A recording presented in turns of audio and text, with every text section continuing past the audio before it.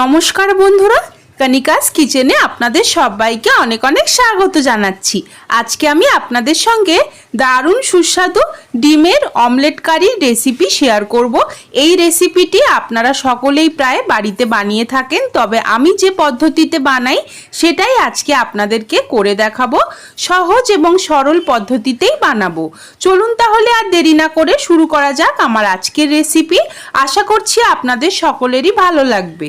ডিমের অমলেট কারি বানানোর জন্য সবার প্রথমে আমি ডিমের অমলেট তৈরি করব। তার জন্য একটা ছোট বাটির মধ্যে নিয়ে নিচ্ছি ডিম। একটা ডিম দিয়ে এর মধ্যে দিয়ে দিচ্ছি কিছুটা পরিমাণে পেঁয়াজ কুচি, অল্প পরিমাণে দিয়ে দিচ্ছি কাঁচা লঙ্কা কুচি। ডিমের অমলেট তো সবাই বানাতে পারেন, তবুও আমি আপনাদেরকে দেখাচ্ছি। সামান্য পরিমাণে দিয়ে দিলাম লবণ। ডিমটাকে এবারে ভালোভাবে চামচের সাহায্যে ফেটিয়ে নিচ্ছি। ডিম আমার ভালোভাবে ফেটিয়ে নেওয়া হয়ে গেছে। এবারে অমলেট ভাজবার জন্য কড়াইতে দিয়ে দিলাম 1 চামচ পরিমাণে সাদা তেল। তেল গরম হলেই দিয়ে দিচ্ছি আগে থেকে ফেটিয়ে রাখা ডিমটা। ডিম দিয়ে মিডিয়াম টু হাই ফ্লেমে এইভাবে চামচের সাহায্যে ভালোভাবে ডিমের অমলেটটাকে চারিদিকে ছড়িয়ে দিচ্ছি। এখন এই ডিমের অমলেটটাকে উল্টে পাল্টে ভালোভাবে ভেজে নিচ্ছি।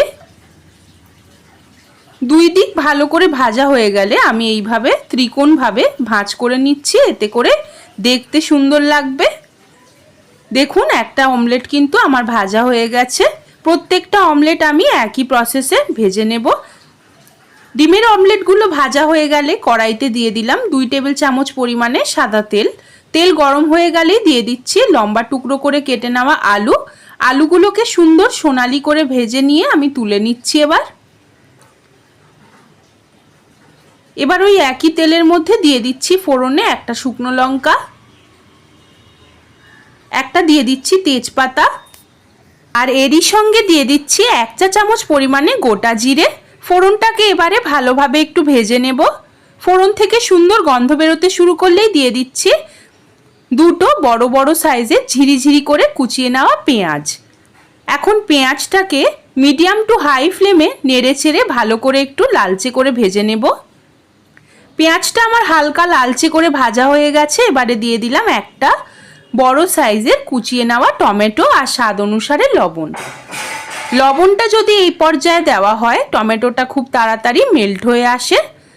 এখন সমস্ত কিছু নেড়ে চেড়ে পেঁয়াজ আর টমেটোটাকে ভেজে নিচ্ছি। টমেটোটা হালকা একটু মেল্ট হয়ে এলেই দিয়ে দিচ্ছি 2 চামচ ভরে ভরে আদা রসুন বাটা। এখন আদা রসুনের কাঁচা গন্ধটা চলে যাওয়া অবধি ভালোভাবে মিডিয়াম টু হাই ফ্লেমে সমস্ত কিছু নেড়ে চেড়ে একটু ভেজে নিচ্ছি। আদা রসুনের কাঁচা গন্ধটা চলে গেলেই গুঁড়ো মশলার মধ্যে দিয়ে দিচ্ছি 1 চা চামচ পরিমাণে হলুদ গুঁড়ো, 1 চা চামচ পরিমাণে দিলাম লঙ্কার গুঁড়ো, এরই সঙ্গে দিচ্ছি 1 চা চামচ পরিমাণে ধনে গুঁড়ো আর 1 চা চামচ পরিমাণে জিরে গুঁড়ো। সবশেষে দিয়ে দিচ্ছি 1 চামচ পরিমাণে চিনি। চিনি দিলে নুনের স্বাদটা ব্যালেন্স হয়ে যাবে আর তরকারির কালারটাও কিন্তু খুবই সুন্দর আসবে। সমস্ত কিছু এবারে নেড়ে চেড়ে মশলাটাকে মিডিয়াম টু হাই ফ্লেমে আমি কষিয়ে নিচ্ছি। মশলাটা আমার কষিয়ে নেওয়া হয়ে গেছে, মশলা থেকে তেলটাও সেপারেট হয়ে গেছে। এই পর্যায়ে দিয়ে দিলাম আগে থেকে ভেজে তুলে রাখা আলুগুলোকে দিয়ে আবারও মিনিট 2 একটু মশলার সঙ্গে নেড়ে চেড়ে নিয়ে দিয়ে দিচ্ছি পরিমাণ মতন জল। খুব বেশি জল দেওয়ার কিন্তু প্রয়োজন পড়বে না, যেহেতু এটা একটু মাখো মাখোই হবে। জল দিয়ে ভালো করে নেড়ে চেড়ে নিলাম।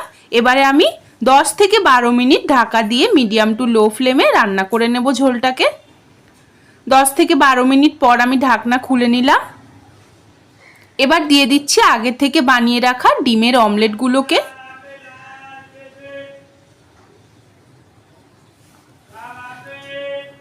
ডিমের অমলেটগুলোকে দেওয়ার পর হালকা হাতে একটু নেড়ে চেড়ে নিচ্ছি।